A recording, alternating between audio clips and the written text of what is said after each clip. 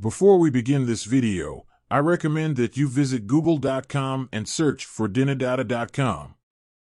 This website is a great resource for the latest updates on Dinar Guru news, all conveniently located on one page.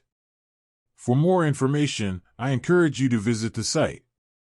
People keep asking me, in your opinion, Pimpy, are we going to see a change in the exchange rate before the end of the year? I say no, but if we do, it's not going to be very significant. If anything, you might see it go from 1320 down to maybe 1200.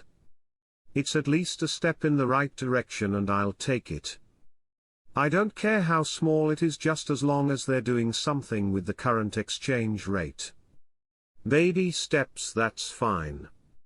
I spoke to some people that are key to this process, and they say it has not started yet. The groundwork is done, but the trigger has not been pulled yet. I think we are in the last few weeks of this thing. My gut says 2 to 3 days, or a week to a week and a half. But I am waiting to get some confirmations on that. Real confirmations from high and credible sources. No one knows the exact date. It's going to be a complete surprise to all of us the moment it goes.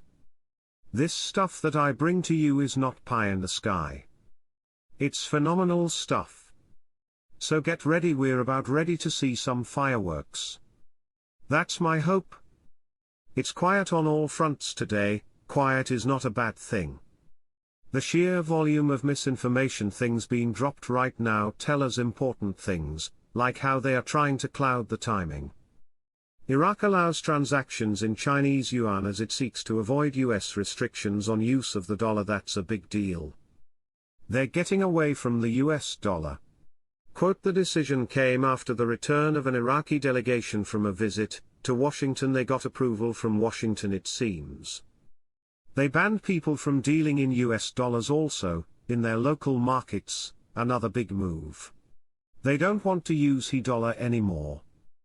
When you ask when is it going to happen, ask how is the cleaning going? How is the removal of Iran, eradicating the smuggling going? That's what we want to know. Nothing else. Because once the atmosphere is suitable, you're going to get what you want. You're never going to get rid of the cockroaches, but you can definitely control them. That's what's happening right now. Corruption is being controlled, it's being cleaned up. If they're going to go from 1310 to something different, likely to get into the international world with a fair effective exchange rate, there's going to be a major change to the commercial system. Obviously he's, Alak, talking about changing the commercial system. So something has to change, and what we think that is their exchange rate. They need to 100% de-dollarize. And I mean all markets with stiff penalties. We understand they have to do it, use the dollar, when they're doing sales of oil, but everything else stiff penalties. Nobody else is allowed to use US dollars. I wouldn't even sell them to the locals. There's always going to be a black market. You have countries under sanctions like Iran, Turkey, Syria, all under sanctions by the United States, and they want US dollars. This is a poor predicament Iraq is in, but they need to do something.